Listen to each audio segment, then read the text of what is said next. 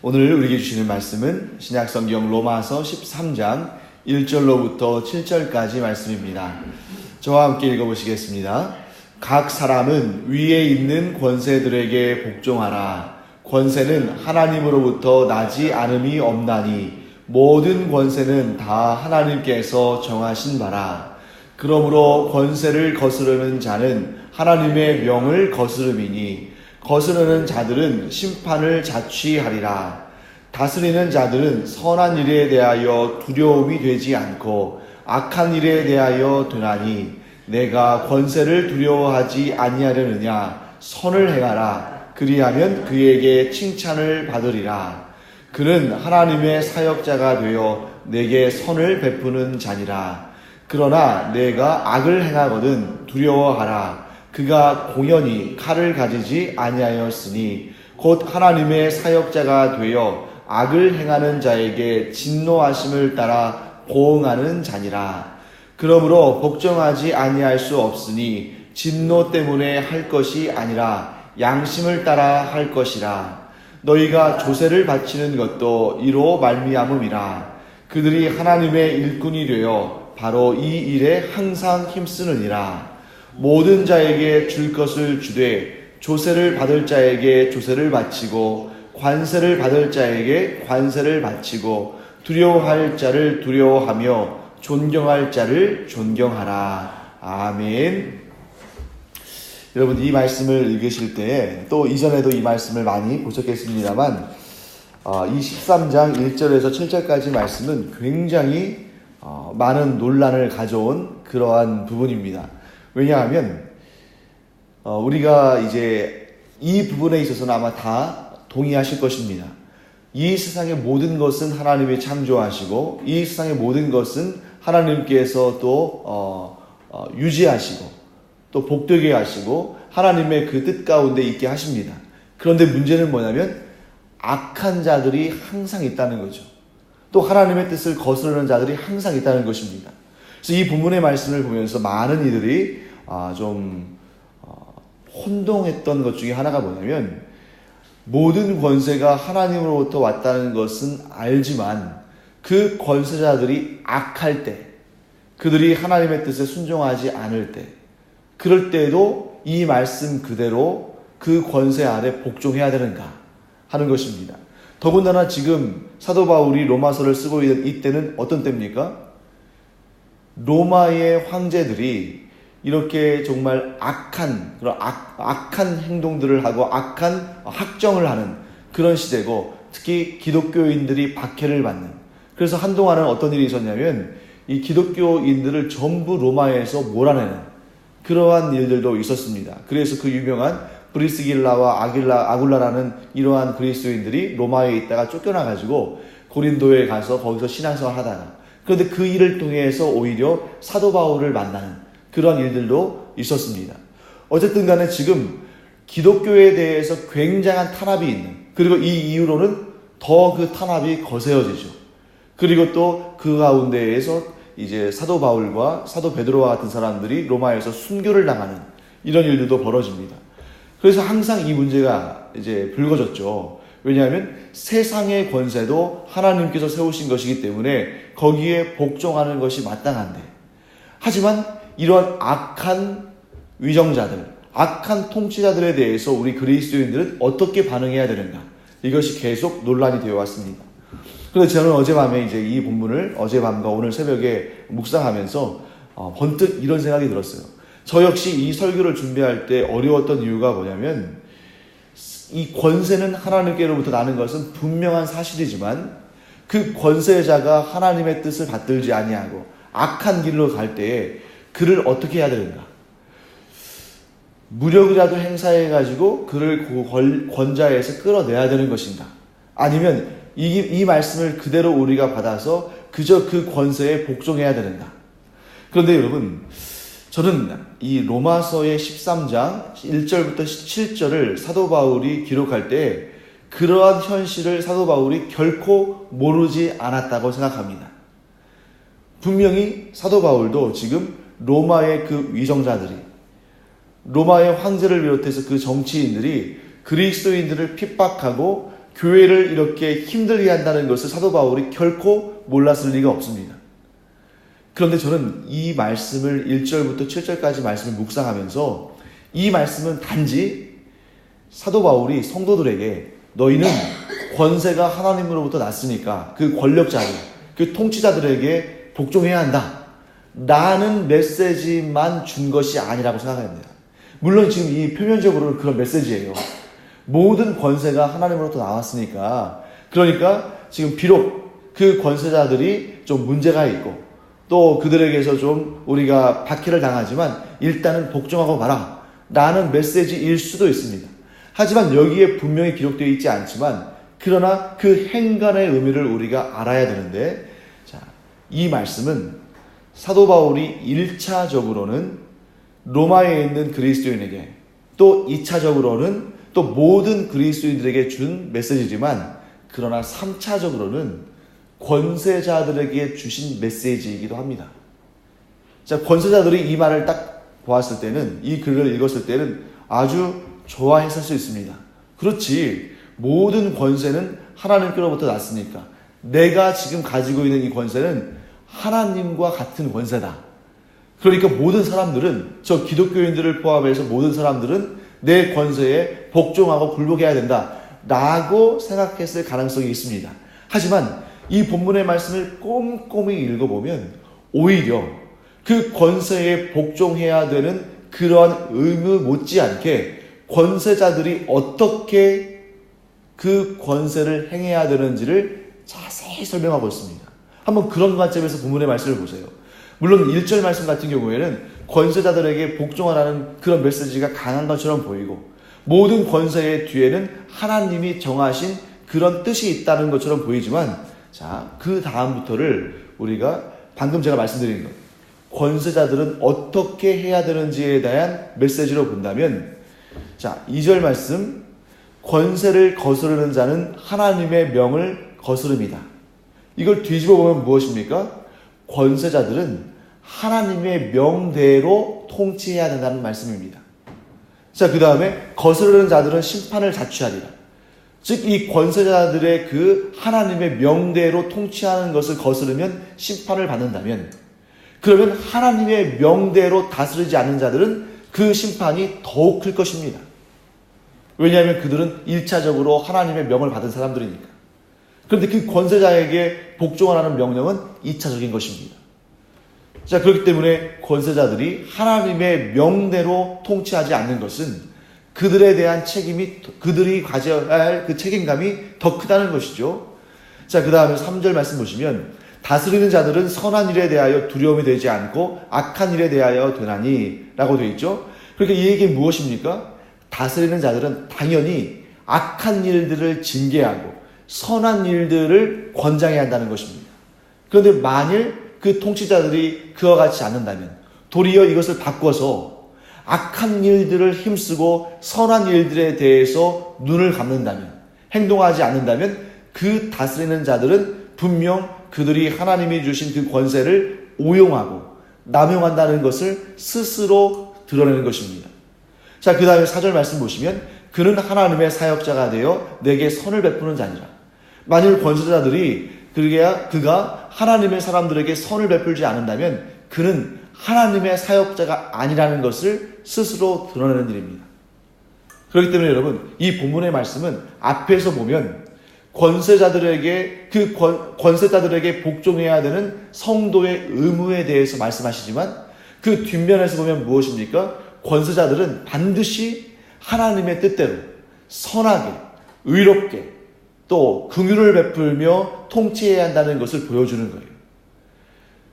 이런 말씀은 굉장히 우리들이 조심해서 또 꼼꼼하게 살펴봐야 되는 것입니다. 그렇다면 이제 다시 오늘날 우리의 상황으로 와보겠습니다. 자, 오늘날도 우리는 이 말씀을 굉장히 주의 깊게 살펴봐야 됩니다. 왜냐하면 모든 권세는 하나님께로부터 온 것이 확실합니다. 왜냐하면 하나님께서 이 죄와 악을 조성하시지 않은 것은 우리가 분명히 알고 있는 일이지만, 그 외의 모든 것은 하나님께서 만드신 거예요. 그럼 이 사회의 모든 질서와 또 권세자와 통치자들의 그 권리와 그들이 행하는 모든 일들, 이런 것들도 하나님께서 허락하지 않으셨으면 존재할 수 없습니다. 그러므로 모든 통치자들은 하나님께서 그 자리에 두셨습니다. 그런데 그들이 악을 행하고 그들을 그 자리에 두신 하나님의 뜻대로 하나님의 대리 통치자로서의 사명을 감당하지 않을 때, 그리고 그들이 악을 행할 때 우리는 어떻게 반응해야 할 것인가? 네, 먼저 우리가 이 부분에 대해서 유명한 독일의 신학자 본회퍼의 이야기를 들어볼 필요가 있습니다. 본회퍼라는 이름은 여러분들이 간간히 들으셨을 것입니다. 이 본회퍼라는 신학자는 신학자이고 또한 목회자인데 또 설교자인데 독일의 아주 유명한 행동하는 신학자, 행동하는 목회자로 알려진 사람이죠. 이 본회퍼라는 사람은 히틀러에게 반기를 들었습니다. 그러니까 히틀러가 독일에서 이렇게 독재를 행할 때에 아무도 히틀러에 대해서 쓴소리를 하지 못했어요. 바른 말을 하지 못했습니다. 왜냐하면 히틀러의 심사가 뒤틀려서 히틀러가 그 사람을 한번 손봐주기로 결정하면 다 죽거든요. 그렇게 악한 히틀러가 얼마나 무섭고 두려운 사람인데 이 본회퍼는 강단에서 아주 제대로 히틀러의 잘못에 대해서 지적하고 그의 문제점에 대해서 그런 강단에서 설교를 했습니다. 이런 내용이죠. 본회퍼의 설교 중에 가장 유명한 설교는 그가 이제 들었던 그런 비유 중에 가장 유명한 비유는 미친 운전사의 비유입니다.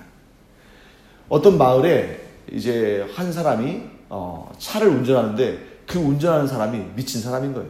그래서 계속 이렇게 다니면서 과속으로 다니고 신호도 무시하고 막 질주를 하는데 그 사람 때문에 길거리에 있는 수많은 사람들이 교통사고를 당해서 막 쓰러지고 넘어지고 부상당했습니다. 그럼 과연 그럴 때 그리스도인들은 어떻게 해야 되는가? 그 미친 운전사가 사람들을 막 치고 다니는데 기독교인들은 그저 쓰러진 사람, 넘어진 사람, 부상당한 사람들을 향해서 달려가서 그들의 부상당한 부위를 치료해주고 감싸주고 그저 그들의 회복을 위해서 기도하는 것만으로 그쳐야 되는 것인가? 본회퍼의 주장은 그렇지 않습니다. 그는 정말 그리스도인이라면 그 미친 운전사에 의해서 사고를 당하고 쓰러져 있는 사람들을 감싸주고 치료하고 기도해 주는 것만으로 그쳐서는 안 되고 그 미친 운전사를 그 운전석에서 끌어내야 한다는 것입니다. 그것이 진정한 그리스도인들, 진정한 행동하는 양심인이라고 설교를 했어요. 그런데 그 본회퍼가 굉장히 이 독일 사회에서 또 이 영향력이 있는 그런 설교자고 그런 신학자였기 때문에 그 설교를 히틀러가 모를 리가 없겠죠. 그 이야기가 히틀러의 귀에까지 들어갔습니다. 그러니까 가만히 안 놔두겠죠. 그런데 더군다나 지금 이 본회퍼는 어떤 일을 했냐면 이 사람이 이제 행동하는 신앙인이라고 했잖아요. 그래서 히틀러 암살단에 가입해서 그들과 함께 일을 합니다. 물론 본회퍼는 자기는 하나님의 사람이기 때문에 나는 암살은 할 수 없다고 그랬어요. 하지만 그들에게 이러한 행동하는 그리스도인, 행동하는 양심에 대해서 계속해서 그런 원리와 가르침을 주었습니다. 그런데 그것이 발각된 것입니다. 히틀러가 그것을 발각해가지고 어떻게 했겠습니까? 본회퍼를 사형을 시키라고 명령을 내렸습니다. 이 히틀러는 완전히 독재자이기 때문에 이 히틀러가 물론 그 당시에 독일에도 입법부도 있고 사법부도 있었겠죠. 사법부의 판단은 중요하지 않습니다. 왜? 히틀러가 독재자이기 때문에 명령하면 그만인 거예요. 그래서 히틀러는 이 본회퍼에 대해서 사형을 시키라고 명령했습니다. 그러니까 지금 이제 본회퍼는 감옥에서 이제나 저제나 사형당할 날을 기다리고 있습니다. 그런 중에 이제 여기까지는 이제 팩트고 역사적인 사실이고 그 다음에 이 얘기는 전해지는 일화예요. 그런데 저는 이 전해지는 일화가 상당히 근거가 있다고 봅니다. 사실이었을 가능성이 굉장히 큽니다. 왜냐하면 이 본회퍼를 면회한 사람들이 전해준 이야기의 가능성이 크기 때문이죠. 그래서 본회퍼가 이 사형을 당하기 직전에 꿈을 꿨다는 거예요. 그 꿈속에서 어떤 장면이 펼쳐졌냐면 이 히틀러가 이 당대의 악인 중에 악인이었던 히틀러가 하나님의 심판대 앞에 서 있는 것을 꿈속에서 보았다는 것입니다. 그때에 하나님께서 히틀러에게 이렇게 말씀하신다는 것입니다. 히틀러야, 너는 정말 악인 중에 악인이고 너무나 사람들을 많이 죽였고 또 특히 내가 사랑하는 그 그리스도인들을 너무나 많이 박해했기 때문에 또 복음의 길을 네가 막았기 때문에 너는 반드시 지옥에 던져져서 영원토록 그 지옥의 형벌 가운데 고통스러워하게 될 것이다 라고 말씀하셨다는 거예요. 그러니까 이 히틀러가 그 앞에서 이렇게 펑펑 울면서 하소연을 했다고 합니다. 하나님, 저는 이러한 사후에 이러한 세계가 있을 줄은 전혀 상상하지도 못했습니다. 만일 제가 이러한 자리가 있다는 것을 알았다면, 이런 최후의 심판대가 있는 것을 알았다면, 천국과 지옥이 있다는 것을 알았다면 저는 결코 그렇게 살지 않았을 것입니다. 그런데 저에게 그 누구도 아무도 이런 세상이 있다는 것과 하나님의 최후의 심판이 있다는 것을 아무도 알려주지 않았습니다. 그러니까 저는 억울합니다 라고 말했다는 거예요. 그때의 보네퍼가 그 꿈에서 깨어가지고 굉장히 회개했다는 겁니다.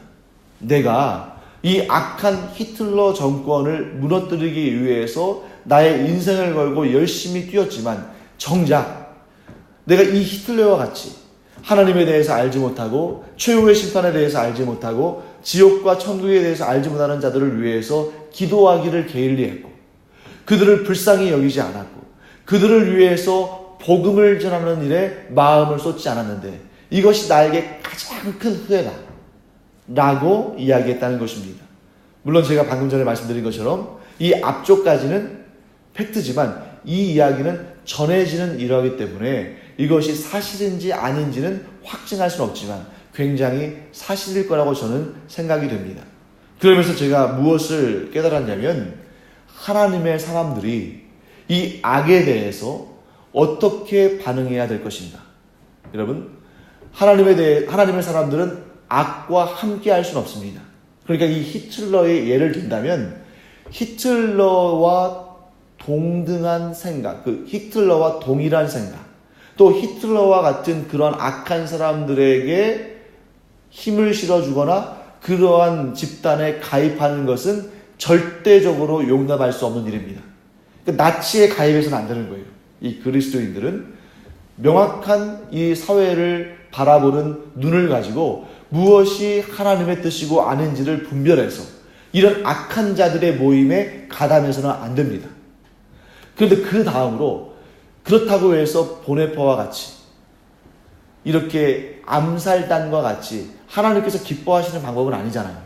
생명을 죽이고 또 무력으로 항전하고 이런 것들은 하나님께서 그렇게 기뻐하시는 일은 아닙니다. 그래서 그러한 집단에 가입해서 무력을 행사하고 그런 어떤 불법을 행하는 것은 사실은 좋지는 않습니다. 그럼에도 불구하고 하나님께서 우리에게 어떤 마음을 주셨냐면 그들을 위해서 기도하고 그들이 하나님께로 돌아오도록 그들이 회개하고 하나님의 뜻을 깨달아 알도록 기도하고 그런 사람들도 복음 가운데 들어올 수 있도록 전도하는 일에 힘써야 됩니다. 하지만 그 다음 단계도 있다는 것을 우리는 알아야 되는 것이죠. 자, 예를 들면 제가 이런 부분을 예를 들겠습니다. 자, 하나님께서 우리에게 그러한 악한 자들에 대해서 행동하도록 부르시기 전까지는 우리는 그러한 고난과 환난 가운데서도 참고 견디며 하나님의 뜻을 구하며 기도해야 됩니다. 이 단계가 먼저 되지 아니하고 행동으로 들어가면 어떤 일이 발생하기 쉽냐면 그런 결정이 섣부른 결정일 수 있고 하나님의 뜻을 온전히 깨닫지 못하고 그저 행동부터 할 가능성이 굉장히 크다는 거예요. 그냥 이 끌어오르는 그런 열정 때문에 그러한 분노 때문에 그러한 악한 자들에 대해서 분명히 하나님의 뜻은 저들을 처단하는 것이다 하고 무력으로 항전하기 시작하면 그것이 진정 하나님의 뜻이라면 별 문제가 안 되겠지만 그것이 하나님의 뜻이 아닐 때에는 우리가 돌이킬 수 없는 그런 결과를 가져올 수 있다는 것입니다. 그렇기 때문에 그리스도인들은 악한 정권이나 또 악한 위정자들, 통치자들을 대할 때에 굉장히 신중하게 하나님의 뜻을 구하며 기도하며 또 1차적으로 그들이 주께로 돌아오기를, 즉 그들이 예수 그리스도를 구주로 영접하고 지금까지의 잘못과 그 죄들을 회개하고 하나님께 돌아오기를 간절히 구해야 됩니다. 그런데 하나님께서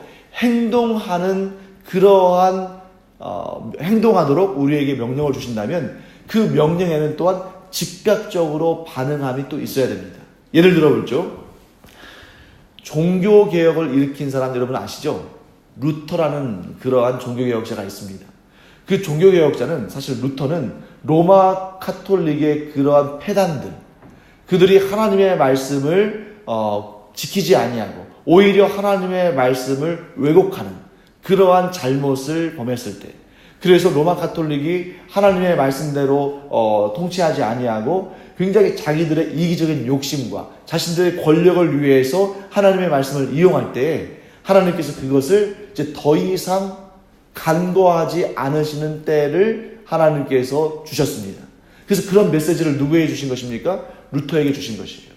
근데 사실 여러분, 종교개혁자라고 하니까 루터가 어디에서 갑자기 나타난 사람처럼 보일 수 있습니다만 그렇지 않고, 루터는 원래 로마 카톨릭의 신부였습니다.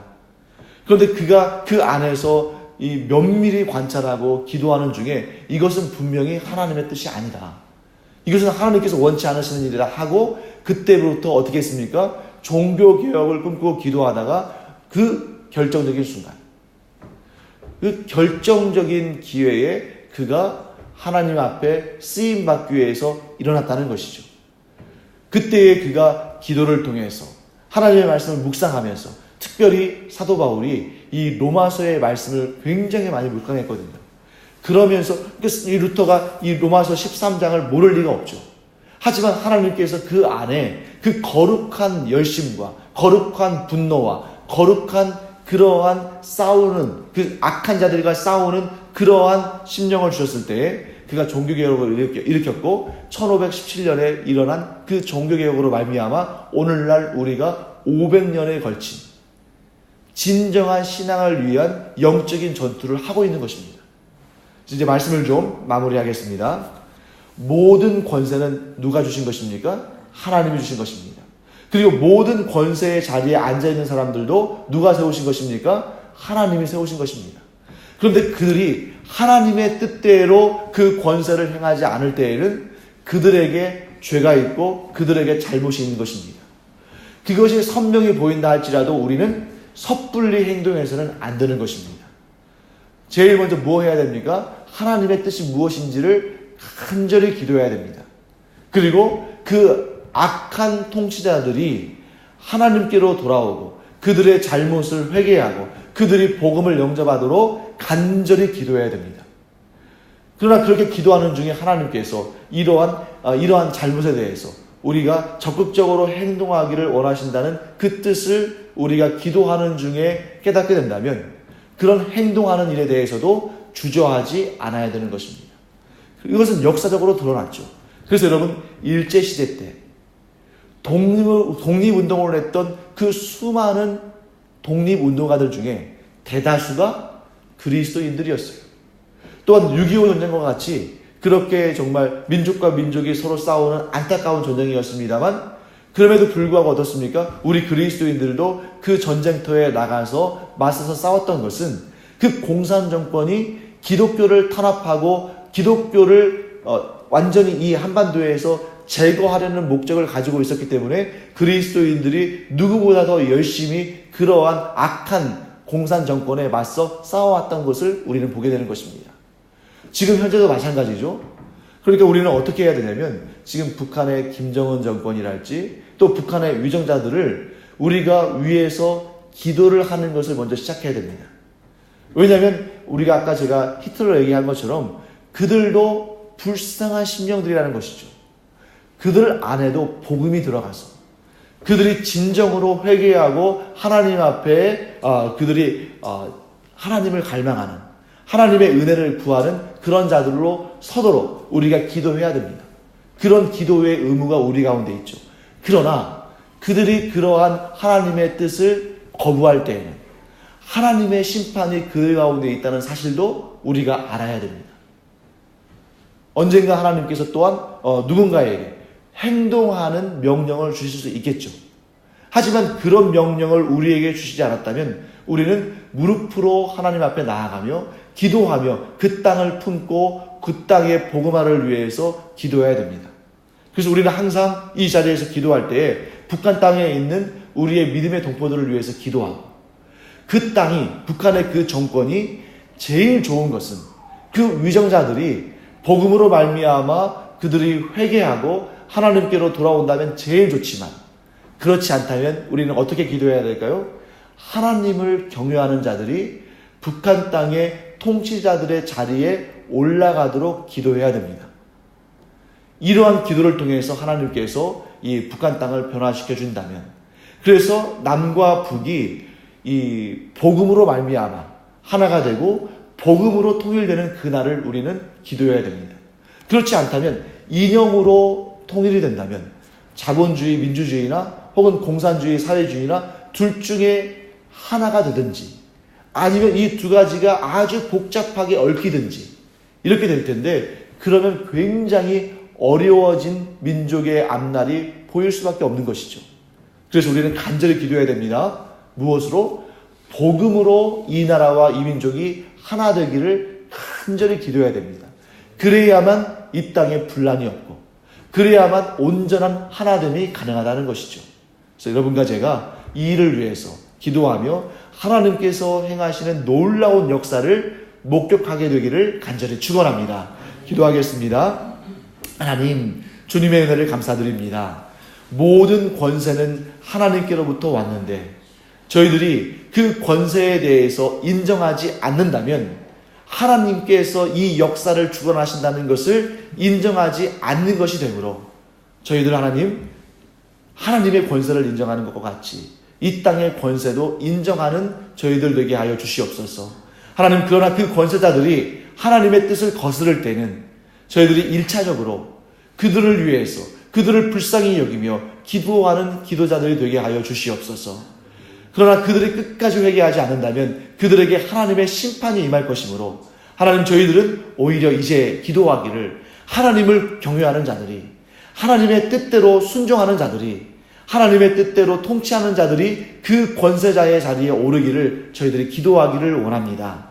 특히 이 시간 저희들 기도할 때에 북한 땅의 그 위정자들이 회개하고 주께로 돌아오기를 간절히 기도하지만, 저들이 끝까지 저항하고 끝까지 하나님을 거역한다면 하나님 간절히 바라옵기는 북한 땅에도 또 이 남한 땅에도 오직 하나님을 경외하는 자들이 최고의 통치자의 자리에 오름으로 말미암아 이 나라 이 민족이 하나님 복음으로 하나 되고 복음 위에 통일되어지는 은혜가 있게 하여 주시옵소서. 이 기도의 응답을 보게 하여 주시기를 간절히 원하오며 예수님의 이름으로 축복하며 기도합니다. 아멘. 이제는 우리 주 예수 그리스도의 은혜와 하나님 아버지의 크고도 넓으신 사랑과 성령의 감동, 감화, 위로 교통하심이 이 시간 통치자들을 위해서 기도하되, 무엇보다 하나님의 나라를 위해서 저들이 존귀 쓰임받기를 위하여 기도하는 기도자들 위에, 또 하나님 복음으로 하나 될 이 나라와 이 민족 위에, 나아가 하나님의 나라의 확장을 통하여서 온전히 하나님이 주시는 은혜를 체험하고 천국을 경험하게 될 이 땅의 모든 그리스도인들 위에 이제로부터 영원토록 함께 있을지어다. 아멘.